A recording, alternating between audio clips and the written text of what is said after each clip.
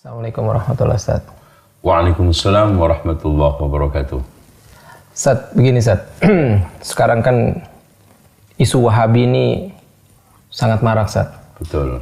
Sangat marak dan dipakai di mana-mana Ustaz. Entah mau dipakai politik, entah dipakai untuk menarik massa, entah dipakai untuk menjatuhkan suatu kelompok, entah pokoknya Wahabi ini lagi ngetren Ustaz. Ya, menjadi isu hangat. Ya, menjadi isu hangat. Ya, saya mau nanyain sama Antum Ustaz. Ini ada beberapa pertanyaan Ustaz, tapi Ana coba satu-satu dulu Ustaz ya. Mau tanya. Asal muasal Wahabi itu gimana Ustaz? Asal muasalnya Ustaz. Bismillahirrahmanirrahim. Alhamdulillahirabbil alamin. Wassalatu wassalamu ala asyrafil anbiya'i wal mursalin wa ba'd. Perlu diketahui bahwa Wahabi kita bisa lihat dari dua sisi. Ya. Wahabi warisan historis yang tidak lain adalah firqah, salah satu sempalan dari sempalan Khawarij yang tokoh sentralnya adalah Abdul Wahab bin Abdurrahman ibn Rustum al-Ibadi. Kemudian yang kedua, Wahabi warisan imperialis. Inilah yang dituduhkan kepada Syekh Muhammad ibn Abdul Wahab. Nah, kenapa beliau dituduh padahal namanya tidak Abdul Wahab? Iya. Karena beliau mendakwahkan tauhid, mengajak kembali kepada Al-Quran dan Sunnah.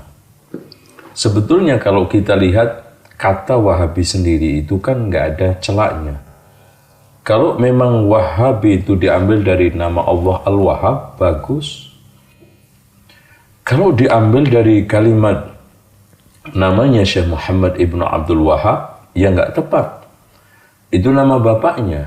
Seharusnya Muhammadi, bukan Wahabi.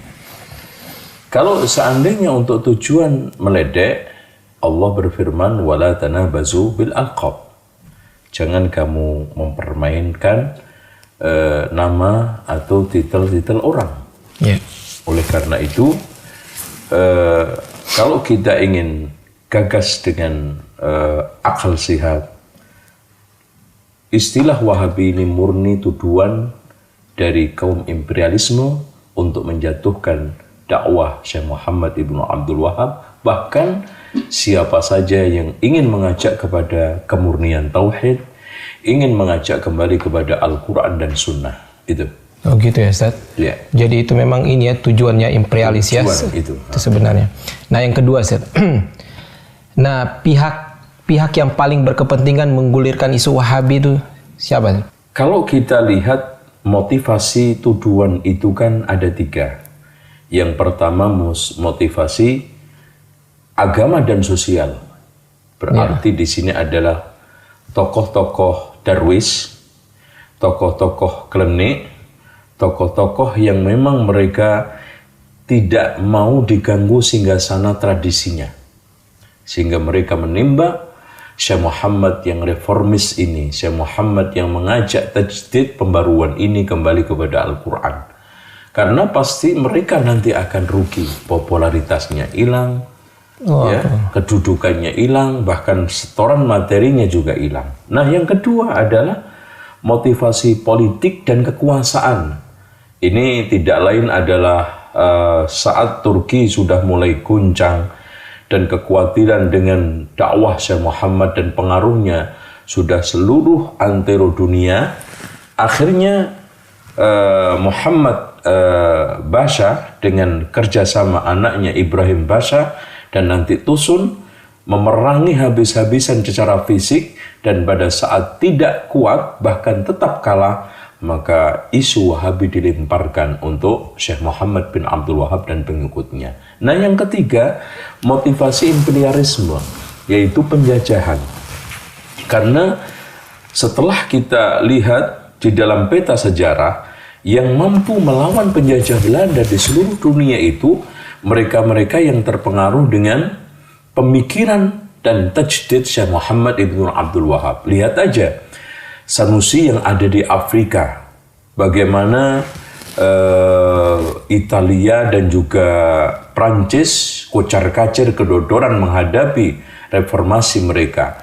begitu juga di Libya, bagaimana Italia juga kedodoran, dan kita lihat juga Inggris di India, bagaimana Inggris kedodoran menghadapi mereka-mereka yang terpengaruh dengan pemikiran Syekh Muhammad bin Abdul Wahab. Plus di Indonesia juga Belanda kedodoran menghadapi Imam Bonjol bersama Haji Beobang, Haji Miskin, dan Sumani yang mengubarkan jihad. Mereka ini terpengaruh dengan dakwah ini, sehingga mereka mengelemparkan isu ini untuk memecah belah umat, supaya dukungan kepada mujahidin ini untuk mengusir penjajah itu berkurang.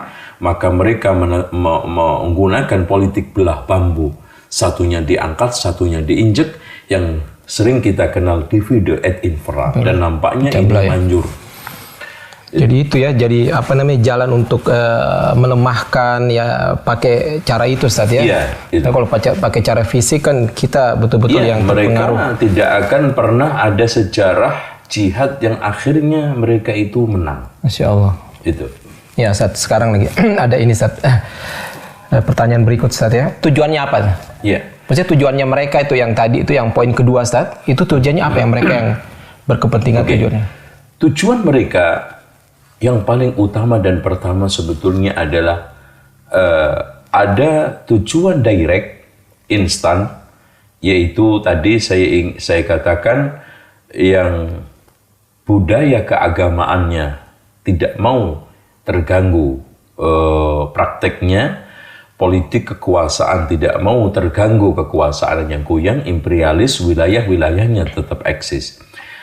Tujuan secara implisit, dan ini yang besar, adalah ingin membumi hanguskan Islam. Gitu ya Ustaz. Akhirnya siap ingin menggeser dan menggusur pengaruh Al-Quran dan Sunnah di tengah umat Islam. Kenapa? Karena akhirnya siapa saja yang menabuh genderang dakwah tauhid dan anti syirik dituduh Wahabi.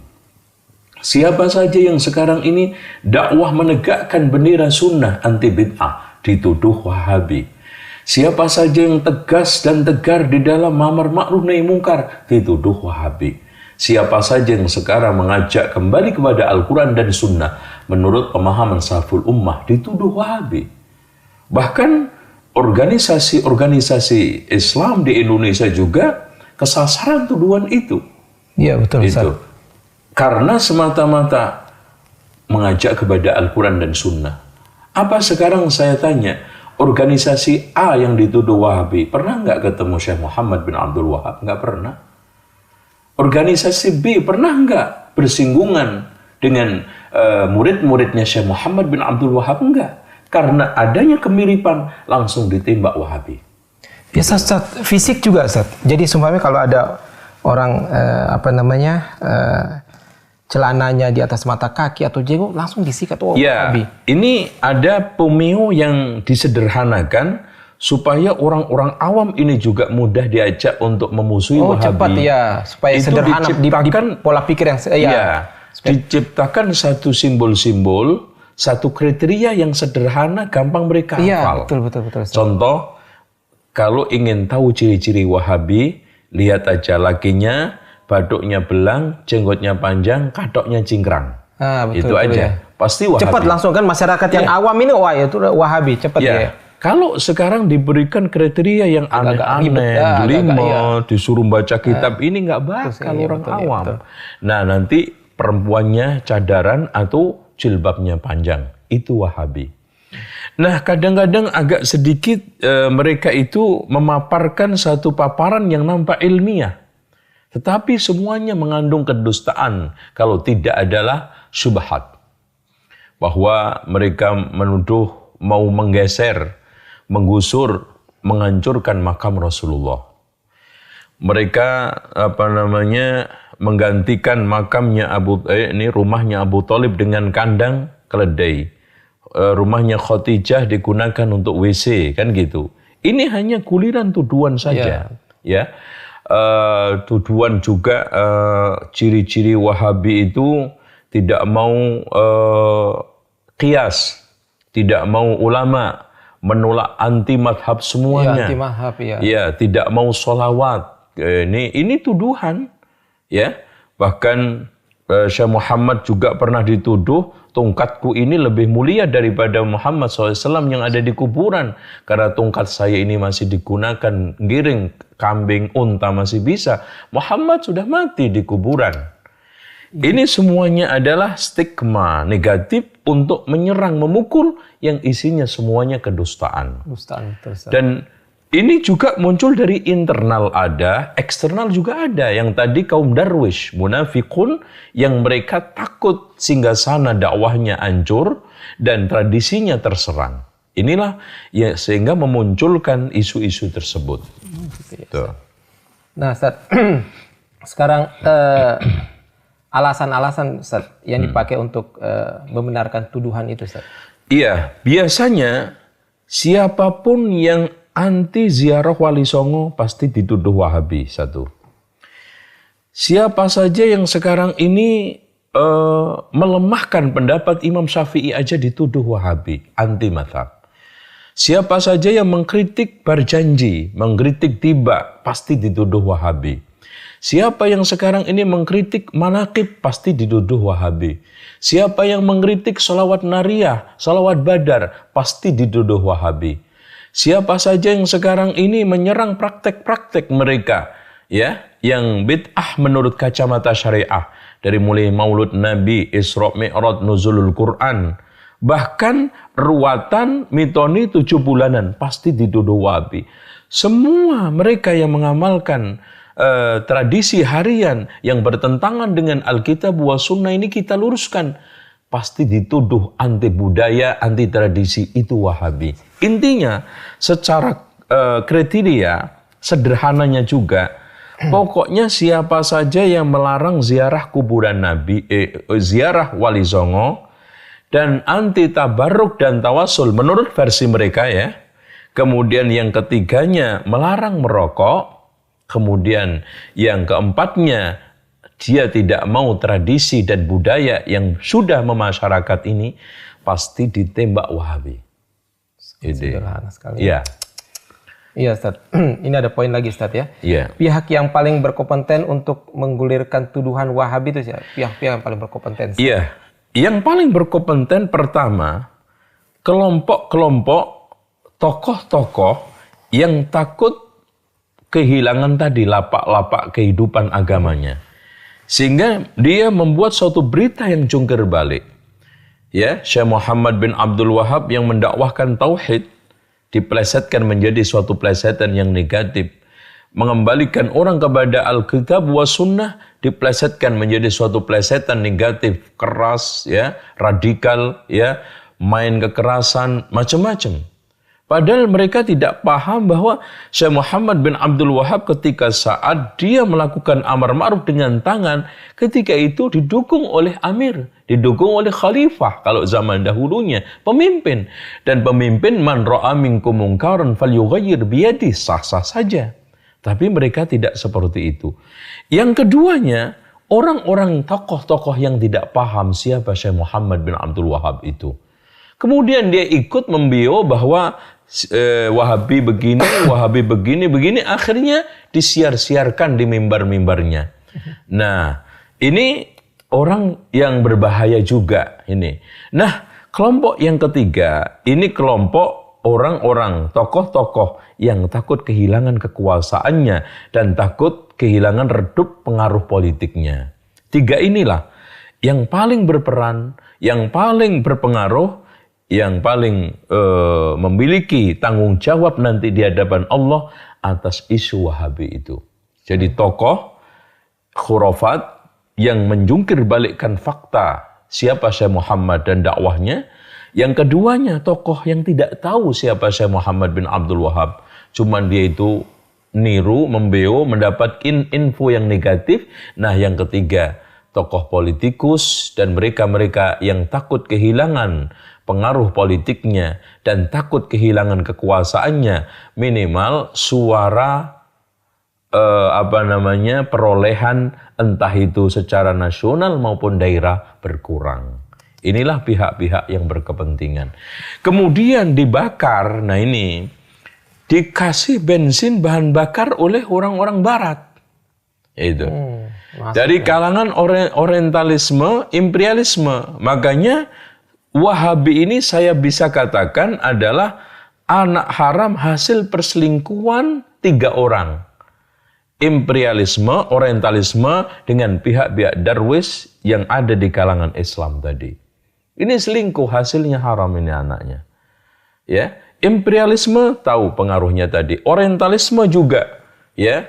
Kalau kita bisa baca di dalam kitab-kitabnya mereka yang lurus seperti Lothrop Sudrak, bagaimana dia itu komentarnya terhadap Wahabi positif, Margoliouth juga positif, Renz juga positif.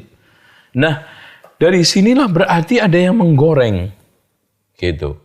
Bahkan tokoh-tokoh orientalisme yang agak objektif ini menyatakan bahwa musuh-musuh dakwah Muhammad bin Abdul Wahab inilah yang memaksakan untuk Wahabi ini diterima dengan dengan berbagai macam resiko buruknya, pahit getirnya diberikan kepada Syekh Muhammad bin Abdul Wahab.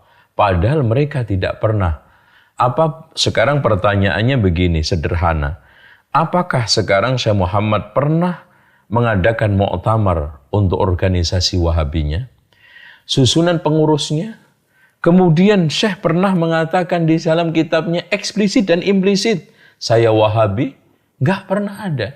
Dan murid-muridnya juga. Dan mereka-mereka yang terpengaruh, nggak ada sama sekali. Jadi di sinilah suatu hal yang aneh.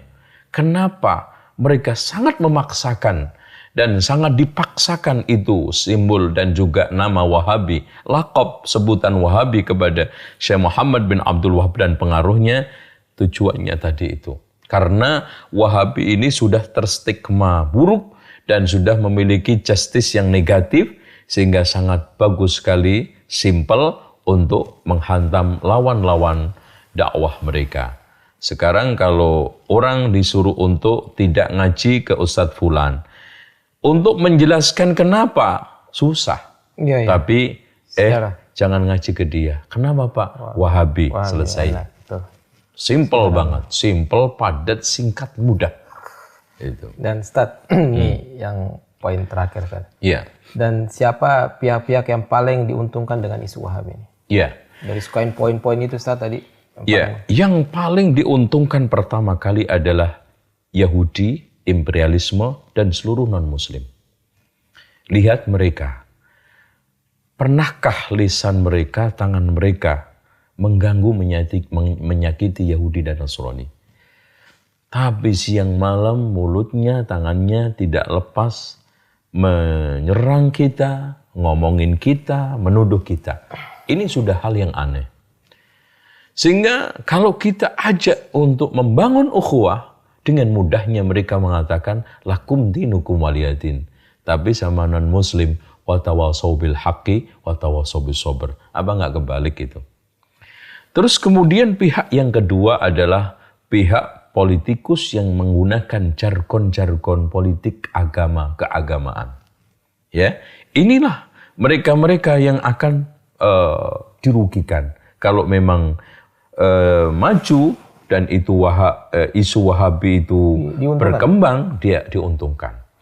Kemudian yang selanjutnya tadi, pihak-pihak mereka-mereka tokoh-tokoh tradisional, ya, sekarang penjaga makam-makam, tempat-tempat keramatan yang diuntungkan dari acara-acara tradisi, inilah paling dirugikan. Coba satu kuburan itu per hari umpamanya 500.000. Karena ini kalau seandainya mereka sudah tidak ada yang ziarah, itu satu orang, itu bisa ngasih berapa? Satu kuburan itu ada yang 15.000 pengunjungnya, ada yang 20.000, bahkan ada yang lebih daripada itu. Bahkan memecahkan rekor, ada salah satu kuburan dalam seharinya 45.000. Taruhlah ninggalin 5.000 berapa? Di sini. Ini pihak-pihak yang paling dirugikan. Oleh karena itu kalau kita kembalikan kepada literatur yang ilmiah, bahwa semuanya hampir komentar positif. Contoh aja Harun Nasution di dalam bukunya Pembaharuan Islam tentang mengomentari dakwahnya Syekh Muhammad bin Abdul Wahab, dia adalah pengembang tauhid dan menegakkan berbagai macam pilar-pilar agama yang dirusak oleh darwis tarekat karena abad 13 sedang jaya-jayanya tarekat pada saat itu. Begitu juga kalau kita melihat kitab Ensiklopedia Nur Khalis Majid. Di sana Wahabi adalah mengajak kembali kepada tauhid. Berarti yang memusuhi Wahabi adalah memusuhi tauhid. Kan gitu. Kemudian di dalam kitab lagi juga yang ditulis oleh orang-orang barat. Dari mulai Hadirul Alamil Islami ya, Latab Sodrak juga sangat memuji bagaimana perannya Syekh Muhammad ibnu Abdul Wahab. Dan juga di dalam kitab The Histories of Arabic, ini juga karangan Philip Hitti, juga di sana menyanjung memuji dakwahnya Syekh Muhammad ibnu Abdul Wahab. Terus kenapa sekarang kok ada pihak Muslim sendiri bersikeras kita itu harus Wahabi? Ya, ini suatu pertanyaan yang sangat-sangat aneh kalau kita jawab. Dan mungkin jawabannya tidak lain adalah syubhat, tidak lain adalah keinginan-keinginan untuk menghancurkan karakter Islam kalau tidak tokoh Islam. Inilah proses pembunuhan karakter Islam dan karakter tokoh Islam. Wallahu a'lam bishawab. Ustaz, dengan antum tadi sebut ini poin-poin 1, 2, terus beberapa contoh semua itu Ustaz. Berarti bisa enggak Ustaz, tarik kesimpulan atau tarik kesimpulan gitu Ustaz. Berarti imam yang 4 imam mazhab itu terus para ulama-ulama kita yang terdahulu, para sahabat, sampai Rasulullah itu Wahabi. Ya, kalau sekarang siapa aja yang mendakwahkan tauhid adalah Wahabi. Siapa yang mengajak kembali kepada Al-Quran dan Sunnah adalah Wahabi. Siapa yang sekarang ini mengajak pembaharuan Islam adalah Wahabi, maka ketahuilah bahwa Rasulullah Shallallahu Alaihi Wasallam itu juga Wahabi dan pas nama beliau Muhammad dituduh Wahabi seperti beliau. Kemudian juga Abu Bakar, Umar, Utsman, Ali radhiyallahu anhum yang di dalam banyak pernyataannya mengajak kembali kepada Al-Quran dan Sunnah di saat fitnah juga Wahabi. Bagaimana Imam Asy-Syafi'i juga mengatakan in sahal hadisu fahuwa madhabi, juga Wahabi. Bahkan Umar bin Abdul Aziz, khalifah yang memperbarui saat itu, dikembalikan umatnya kepada Al-Quran dan Sunnah, ajaran tauhid dimurnikan juga Wahabi. Begitu juga Imam Syafi'i, mujaddid yang abad kedua, mengembalikan Islam ini kepada relnya Wahabi. Muhammad ini Imam Ahmad ibnu Hanbal yang di sana bersikeras mempertahankan Al-Quran ghairu makhluk karena ingin menghidupkan ajaran salafun soleh, juga Wahabi. Bahkan Abul Hasan Al-Ash'ari yang di dalam kitab Al-Ibanah, akidah saya adalah akidah dari Alkitab wa Sunnah yang diyakini oleh ulama fulan-fulan, akhirnya menyebutkan Imam Al-Bukhari, menyebutkan Imam Syafi'i dan yang lainnya. Wahabi. Kalau seperti ini, semua siapa saja yang mengajak kepada pemurnian tauhid, kembali kepada Al-Quran dan Sunnah, dan plus yang tidak kalah pentingnya, melakukan pembaharuan untuk menyingkirkan berbagai macam kerak-kerak yang mengotori Islam, dari mulai bid'ah, khurafat, tahayul, ini juga Wahabi. Masya Allah. Itu. Dan ini akhirnya nggak ada Islam. Udah nggak ada Islam. Itu yang diinginkan mereka. Yang diinginkan akhirnya wala yazaluna yuqatilunakum hatta yaruddukum an dinikum in istata'u. Mereka senantiasa terus-menerus memerangi kalian siang malam, tidak mengenal patah arang sampai kalian kembali kepada agama mereka dan tidak lagi mencematkan embel-embel Islam yang murni tadi, Islam yang sahih. Suatu hal yang aneh, orang yang mengajak kepada Islam yang murni asli dituduh Wahabi. Padahal apa aja yang murni kan pasti bagus. Lihat, spare part mobil yang asli, bagus enggak? Obat yang asli, bagus enggak?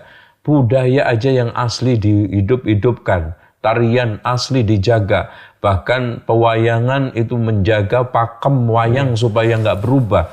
Tidak pernah dipersalahkan. Kenapa Syekh Muhammad Ibnu Abdul Wahab ingin menjaga kemurnian dan keaslian Islam dipersalahkan, dituduh Wahabi? Aneh, tapi nyata. Iya, dan kalau kayak gitu berarti anak Wahabi. Iya. Iya. Berarti anak senang Wahabi, alhamdulillah. Iya. Ustaz. Iya. Dulu kan Muhammadiyah, Iya. Al-Irsyad, itu kan dituduh Wahabi, Ustaz. Iya, betul. Termasuk juga Persis. Iya, Persis juga dituduh Wahabi. Terus hilang, Ustaz. Hilang redup gitu loh. Iya. Sekarang muncul lagi, tambah keras, Ustaz. Apakah ada apa ya, negara atau ada paham atau apa yang pihak tertentu yang pihak tertentu yang goreng, memanas-manasi, provokasi ya. Kompori atau memang ini Ustaz, bermain di situ Ustaz. Ya contohnya Syiah gitu atau yang lain coba. Iya. Memang kalau kita lihat sejarah Syiah di Indonesia ini timbul tenggelam. Dan Syiah itu sudah masuk ke Indonesia sejak abad ke-10. Masehi. Dan selalu menimbulkan kontras antara umat. Bagaimana umat Sunni dengan kaum adat diadu di Sumatera oleh Syiah di belakangnya ternyata. Kemudian di Jawa, bagaimana akhirnya Amangkurat I membantai di alun-alun Surakarta 6.000 ulama kiri kedaton. Ternyata setelah kita usut di belakangnya itu ternyata Syiah. Manunggaling Kawula Gusti. Jadi begitu juga tuduhan-tuduhan Wahabi ini dari kelas internasional dan nasional itu ternyata di belakangnya selalu Syiah. Ya. Makanya lihat aja kalangan-kalangan tradisional ini yang kenceng menggulirkan Wahabi, kalau dia tidak dekat dengan orang Syiah atau dia itu Syiah sendiri sedang bertaqiyah di organisasi itu. Ya, dengan demikian kita harus pahami pihak yang sekarang paling lantang dan dalam sejarahnya yang menggulirkan Wahabi itu adalah Syiah. Cuma dia itu ngait supaya nggak ketahuan. Orientalisme diajak, kaum tradisional diajak, Darwis diajak supaya membuat satu taktik melempar batu sembunyi tangan, maling teriak maling. Ini yang harus kita pahami. Dan kita juga jangan lupa, sejarah dimanapun Syiah itu ada, pasti yang diserang dulu adalah mereka yang mengajak kembali kepada Al-Quran dan Sunnah. Kenapa? Karena pihak inilah yang nanti paling tahu kebobrokan Syiah itu. Kemudian tahapan kedua, menggulirkan isu-isu Wahabi untuk memojokkan yang mengajak kembali kepada Al-Quran dan Sunnah dan tahu kebobrokan Syiah itu. Nah, pihak yang ketiga, mereka mengajak masa-masa yang ini, yang Darwis, yang tradisional, yang orang-orang awam ini, sambil bertaqiyah, kayak bagian dari mereka, mengajak untuk menyerang, entah berupa pemikiran atau fisik. Ini yang harus kita pahami. Dan kalau ada orang yang mengatakan bahwa mana bukti radikalismenya di Indonesia? Ini orang tidak tahu sejarah. Bagaimana dulu permusuhan mereka dengan Muhammadiyah atas nama Wahabi. Banyak korban dari kalangan Muhammadiyah.